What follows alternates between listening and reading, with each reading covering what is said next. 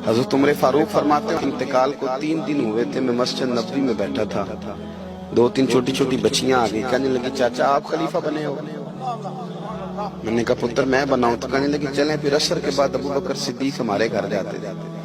मैंने कहा पुत्र आपके घर क्या? कहने लगी अब्बा फौत हो गए, भाई कोई नहीं।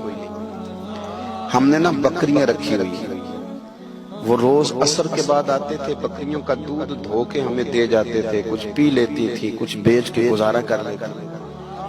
3 दिन हो गए, मेरी माँ रोती है, बहनें रोती है, कौन आएगा? चाचा चलोगे? तो हज़रत उमर की तो दाढ़ी भाग गई आंसू आंसू।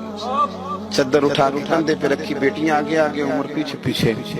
एक सहाबी रास्ते में मिले, उमर कहाँ जा रहे हो रोते हुए? उमर और रोए, कहने लगे यार क्या बताऊं, अबू बकर सिद्दीक रास्ता बड़ा मुश्किल कर गया मेरे। उसके रास्तों पे चलना इतना कठिन है, इतना मुश्किल।